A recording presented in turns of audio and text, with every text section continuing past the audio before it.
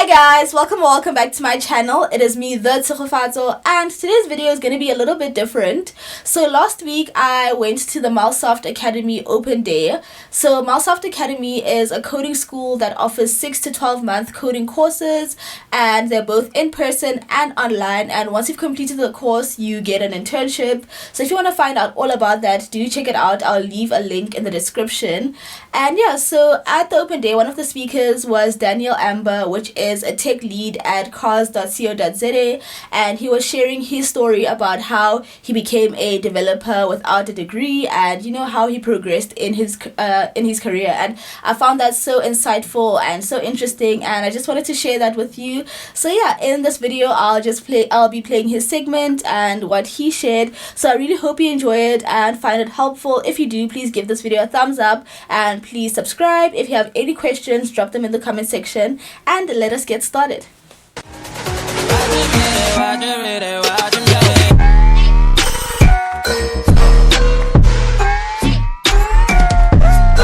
So, pretty sure you guys are aware, this is a talk about my journey into tech without a degree, and how I got to where I am, and see if I'm still going to be there after this. So first off, does it make, do you need a degree? How many of you actually think you need a degree to get into tech? Obviously no one can. But the truth is, no, you don't need a degree. But there are caveats to that, because does it make a difference? And yes, having a degree does make a difference. There's no question about that. But what difference does it make, and how big a difference is it? And that really is up to you as a student to come up with that. And I'll show you why. I'll show you how I navigated that scenario later on in the talk. Why is this career possible without a degree? You said you're a CA. Do you think you could be a CA without a degree? No. Exactly. But why is that? Why? Do you guys have any? If you guys have questions or anything you want to interact with me while I'm speaking, you can talk. But does anyone have why is this possible? Yeah, sure. Is it because it's easy? No, it's not because it's easy. If there's one thing, it's not easy. Abundance of resources on the internet? Yeah, maybe. Yeah, okay, that makes it easier. That does make it easy. But the reason is that computer science isn't a science like another science. It's not like mechanical engineering, where there are principles to follow. If you don't follow them, whatever you're building isn't accurate. It's not right. Right? Computer science isn't like that. Programming isn't like that. And it's not ever going to be like that. Which is a good thing for you as a student. And it's an interesting thing, I think, for people with the degree. So, a little history about me. Sorry about that. A little history about me. When you're in high school, I think the idea is that once you finish high school, you're supposed to know what you want to do. Yeah. You're supposed to have a career path planned out. You're supposed to go to university. You're supposed to get the knowledge in the university, and then once you finish university, become a contributing member of the workforce, right? So how many of you guys felt like that worked out for you? Cool. I felt like it worked out for me also. That was me. I was like, there we go. That was me. And why was that me? Because I used to make home videos at home. I loved watching movies. I'd watch at least one movie a night. And I've been on YouTube uploading videos since 2006. I was like, I want to be an editor. I know I want to be an editor. That is not going to be the issue in my life, my career. So I did. I became an editor. This is me at my job. Then I was DJing, I met my wife, I won this fridge from a nut. I don't know if you guys ever saw that on my nut Facebook page, right? I moved in with my best friend, I became a presenter of a TV show, and then, this is interesting, I was in this short music video which got 400,000 hits, and I'll tell you why this is interesting, is because I've only been recognized for two things. I'm not famous by any means, but I've been recognized, outside of people I know, which is most people, for two things. One, for this video, and two, for my LinkedIn profile.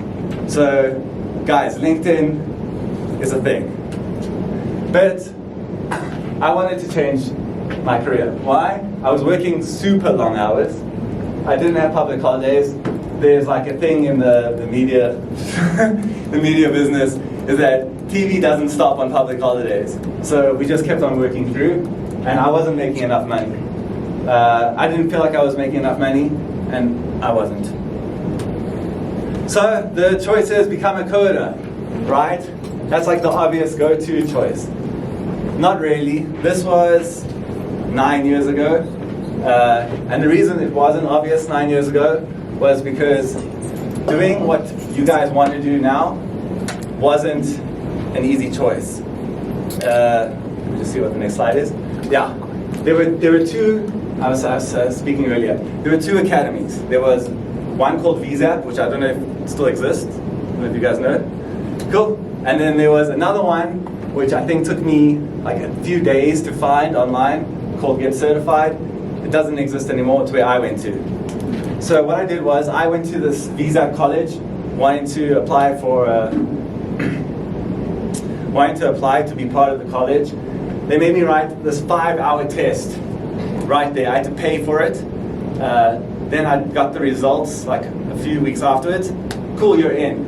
We're starting the next boot camp, maybe next year. So I was like, that doesn't really help me. You know, I want to leave now. So luckily there was this Get Certified place which didn't have the reputation of VZAP, which none of you guys know about. And then I went there. But let me tell you about my bootcamp story a little bit, because I think, yeah, you guys are in a nice position. So my bootcamp story was, I was already working. I'd been working for a while before I went to a bootcamp. So it wasn't an easy decision. I was making money. I was out of my house. I was like saving. I was like doing okay. I was just working harder than I wanted to, and I wasn't really enjoying the work I was doing at the time. So what I did was, with my story was, I left my house. I went back to stay with my mom, which isn't cool when you've been like out of the house for a while. But my boot camp cost 50,000 Rand, which was hectic. One thing is if you guys want choice in your life, save money while you're working. If you're earning like 15,000 Rand, make like you're earning 13,000 Rand. Just save. Just always save, because that's how you'll get the freedom of choice at a stage. I went from having an income to no income. So I was pretty much just doing this boot camp. The way that our boot camp was structured was just Java. It was not even web dev really in Java. It was just Java backend programming. And we would go to the boot camp from like 9 a.m. to 5 p.m. 1 week every day. There's a test on a Friday. Then the following week, they give you a book to read, try and finish the book, and then you just carry that cycle on. And I did that for 3 months. Then I got this. So this wasn't part of my course because the qualification from my boot camp wasn't recognized by anybody. It was like, okay, cool, you did this thing.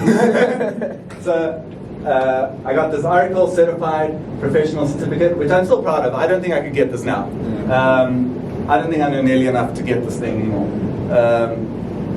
But after everything, I had to pay for textbooks, I had to pay for this course, I had to pay, it was an expensive journey. But finally I'd made it, and you can imagine the crazy cool things I could build. I could code. Except I couldn't really code. This was my final project. And this is the website that got me my first job. This is it. This is a Java servlet application. I had no idea how HTML worked. I had no idea how web servers worked. I didn't really know what I was doing on this thing. I just built this thing. I was like, when I go into an interview, I can talk like, I want to learn. I can show them this. I made this. It could send an email when you click contact us, and it could list, when you click products, there would be some static images that showed. So I knew only the fundamentals. I knew I could get an Oracle certified certificate. I knew what that meant was I knew data structures, and I knew when code looked when code was funny, I could kind of figure out where it was going to bug out, because that's what that Oracle Certified Certificate is. It's just like, here is some code, will it break, will it run? Okay. So, how did I get like my first job? I went onto this site called PNet. I don't know if you guys know PNet. Yeah. No. You know PNet? Yeah. Is that so? I put my CV on, and I got 2 interviews in 2 weeks, and I got both the companies that I interviewed for gave me a job offer. The first one was this Java job in, I don't know, it was far from my house, and it was like $8,000 a month, which like to me wasn't that bad. I was looking at starting, it was a while ago, I was looking at starting at like 10 grand. And then, yeah, the interview, I didn't like the interview process, to be honest. That's why I didn't choose the job. I sat down, I did this 2-hour written assessment, and then the owner came in, he drove his motorbike inside the office, like, it was just like, I was like, this is not really a cool place. I went to another place, it was a PHP job. I'd done a little bit of PHP, I read like a PHP book, and I had a nice interview. I enjoyed the interview with the owner.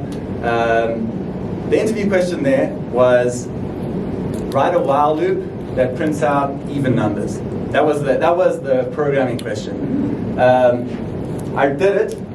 Then he was like, no, you did it wrong. I don't know if you guys know how to do that. You just use that modulus character. He did it. I was like, no, I think you are wrong, because we had to do it on a whiteboard. And then after that, I got the job. And like, what was this job? This is sitting down. You can see I was working really hard. No, this was it. I was like, this was actually a dream of mine, to be honest. I had transitioned into a career. I had found a new job. It paid me the 10 grand that I wanted to like earn, and it was fun. It was fun. It was a new challenge. I met new people, like interesting people. This guy now lives in Nigeria. He's doing stuff with cryptocurrency in Nigeria, like super interesting. Yeah. Then it was hard. It was really, really hard. I sat down there. I think the first day I sat down. They had a wiki to set up your computer. I'd never really used the terminal before. I didn't really understand how I was supposed to do half the things I was supposed to do. The first job I had was like, one of the guys was like, I'm building this Android app. I need a way to just send notifications on it. He didn't give me any code, didn't give me anything. I was like, I really don't know what I'm going to do here. And I wondered, actually, did I make the right choice? Like, am I going to just get fired in a few months because I don't know what to do? But I carried on. I had more stable hours. I had public holidays. And actually, after a while, it became fun.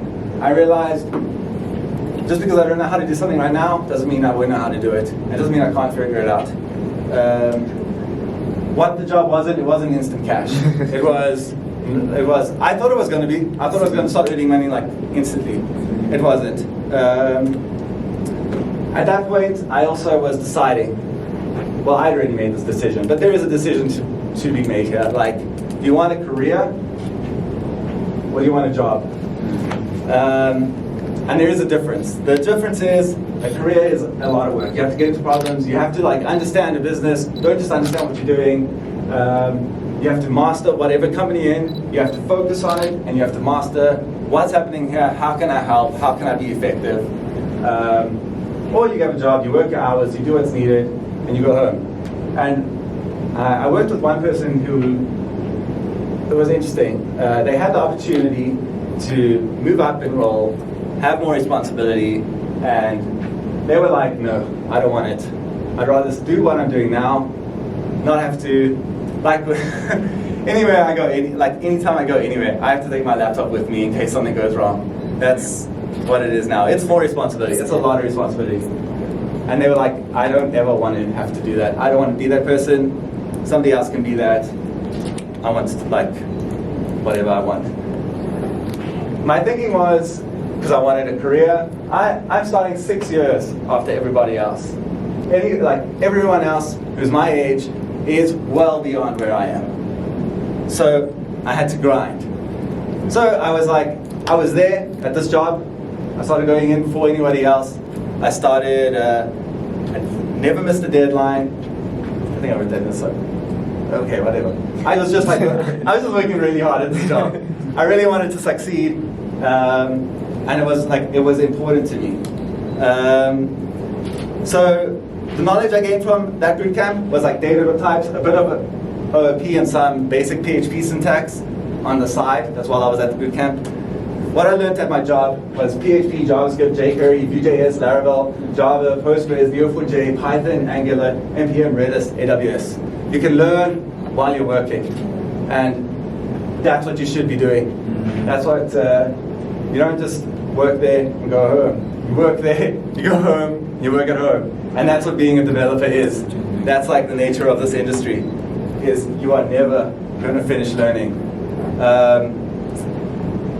So also I want to say just about this is that when I started coding, there was no React, there was no Svelte, there was no Vercel, there was like none of this stuff.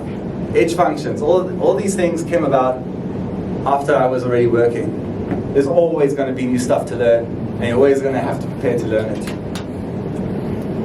So the good things about this job was I was a junior, I got mentorship, I got guidance, and I used that. The guys that I worked with, still friends with them. One guy is like tech lead at Superbalist, or he was at Tech Lead, went to Superbalist. Really, really, really clever guy. He hated this job, but I loved him for doing it because he was a great mentor.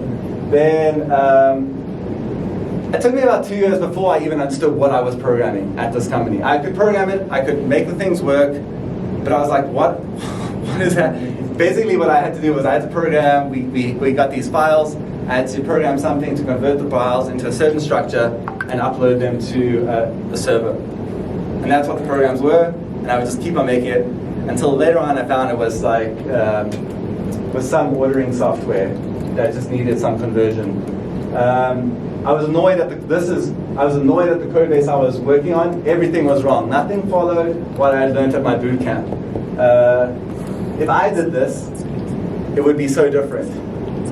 But the truth is I didn't do it. Like one of the owners did it 10 years before I even started. They didn't have the knowledge that I had.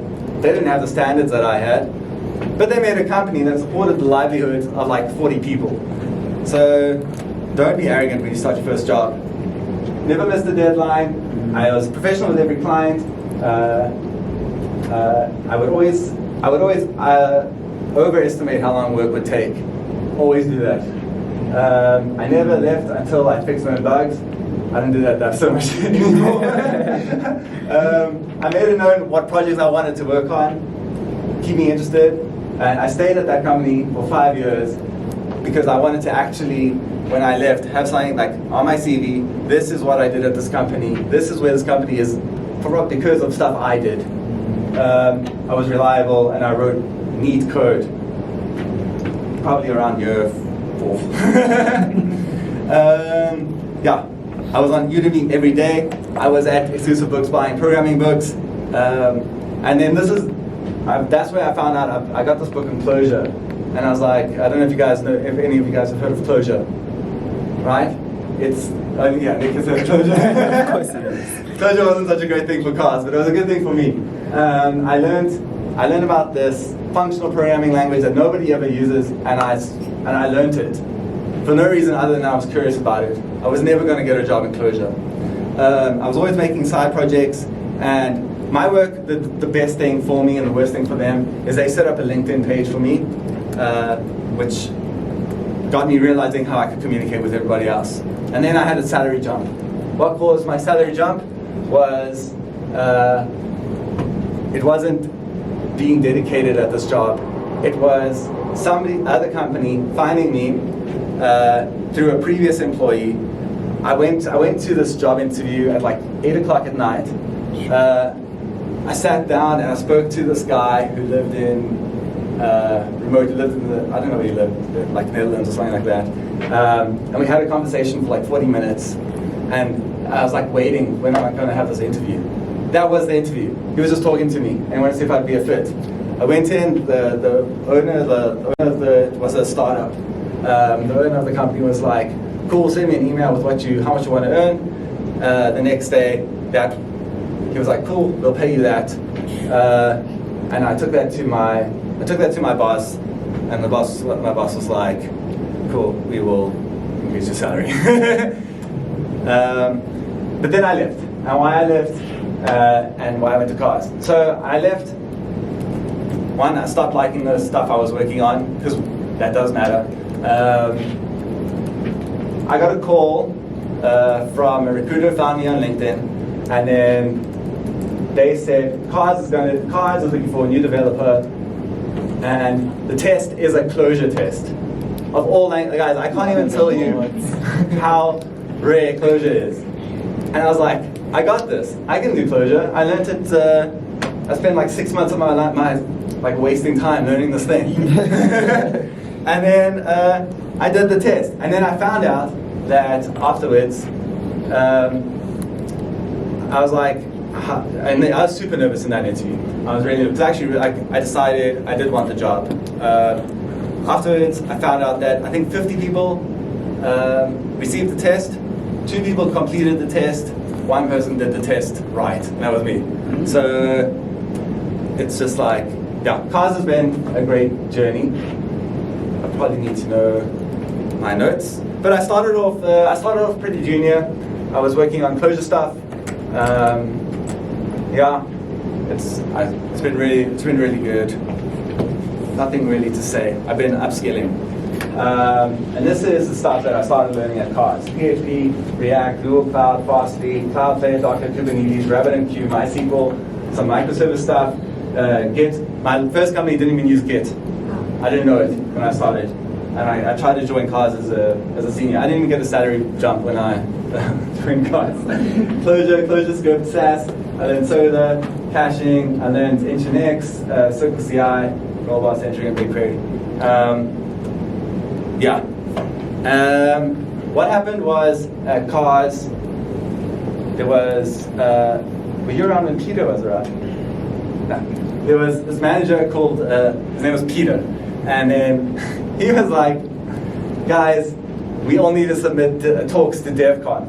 And at that point, I was like, I don't really want to speak at DevCon. But okay, I'll make a talk and I'll submit it. I made this talk on this project that I'm working on that Nick is very well familiar with. I started rewriting the whole Cars website. And I made a talk about whether you should rewrite your projects. And I was getting ready to present it, then COVID, then they pushed the date, and it was going to be online. But the good thing there was I could make a pre-recorded talk. Oh. Cool. So I made a pre-recorded talk, and after I did that, I got the confidence to get back into YouTube, make some YouTube programming stuff. I started doing stuff with Leap in Code, a mentoring program, and like this. This is from LinkedIn and from getting out there a bit. So, when I started coding, people were like, other programmers I knew were like, you can't use your skills from being an editor to being a programmer. They don't exist. So, you guys with other jobs, people are going to say, oh, okay, that's a different industry, it's completely different. That's bullshit, sorry. But it's like, you have a whole world of experience that how many other programmers are going to have? None. Pretty much none. So your skills are transferable. So I had video editing skills. I could edit videos, and I started this YouTube channel, which has done me well. This was the first YouTube channel, which is still existing, that I started. I had 1 subscriber, and that's my wife. And I subscribed on her account. The next major salary jump. All that stuff. Another company contacted me during COVID, when COVID started. They were like, we've seen your videos on LinkedIn, we've seen your stuff on YouTube, we know you're good. We want you. We have a startup, and we outsourced our dev. We want to bring it in-house, and we want you to do it. It was very much name your salary, and then we'll get you in. So at that point, I was like, I don't know. I was really enjoying my time at Cars. I didn't really want to leave, and there were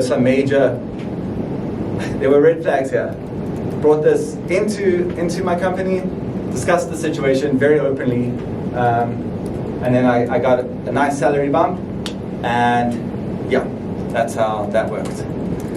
So, does anyone have any questions? I don't know if I'm taking long, am I? No, you're good. Okay.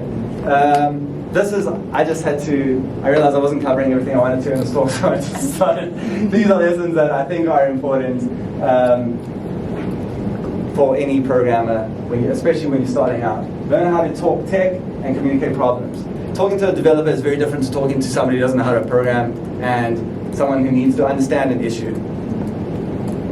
Learn how to speak to them in such a way which they can understand. They don't need to understand the technical problem. They need to understand if a problem is solvable and how long the problem will take to solve. And you need to relay the confidence that you are able to do it. That's actually what people want. Learn coding, not frameworks. This is probably the most important. Is if you just learn a framework, how a framework works, it is going to deprecate at some point in the future. It's going to become unused. Case in point, the thing I was rewriting at Cars, that framework was out of date. The first day I started at Cars, no one was using it. It was dead. Had to shift it. But if you know the fundamentals of programming, you can learn anything. Get a mentor. So if you work together with somebody in person, it's going to be faster. I remember my first job, the way I would work with that guy who was kind of like my mentor was, I would have an issue, I'd want to just watch him code. He would have an issue, I would sit down next to him, I would see how he solves problems, and he would try and convey to me how he's solving the problems. He was a lot smarter than I am. I'm not a very good programmer. He had a master's in maths. He was very smart, but he was very patient, and yeah, it meant that I could learn problem solving, and he taught me problem solving, and that's being a programmer. Be a good employee. Learn soft skills. Don't be abrasive. Listen to people. Come with your own ideas. If your own ideas don't get through, don't get upset. Just carry on. Don't let your skills atrophy. What do I mean by that? Is that, like I told you, that Oracle test, I can't do it now. That sucks to say, because I let my Java skills. I was proficient in Java. I worked in Java for 3 years. I don't think I could write Java well now at all. I was writing 1.6. I don't know what version Java's on now, 1.11. Well, I don't know. Don't do that. Don't be me. Learn to learn. Learn to learn and learn to love learning, because you will not stop. It's cool though. There's cool YouTubers and everyone on YouTube now. It's interesting. Learn the business. If you're in the business, learn it. Learn not just the code. Learn what problem people are trying to solve, and see if you can figure out a way that they're not thinking about. Be practical, not trendy. Sometimes it's really cool when new things come out. It's like you want to use them because you want to know what everyone's doing. But sometimes that's like a thing to do at home. Be practical at your job. And the answer for any kind of dev question is almost always, it depends. Every decision you are going to make is a compromise. Yeah. It's like there is no silver bullet in coding. There will never be a perfect solution unless it's svelte. Exercise and eat healthy. Just do it. Because when you get older, it's really hard to do it. Also, I read something once where it was like, if you want to keep your mental capacity and you want to be able to have your mind and your memory working, the best way to do it is just exercise and eat healthy. It's not the hardest thing to do. It's probably the best thing to do though. Don't optimize your code too early, and be a reliable person. If someone can ask you to do something and you can do it, that's worth a lot to a lot of people. Done.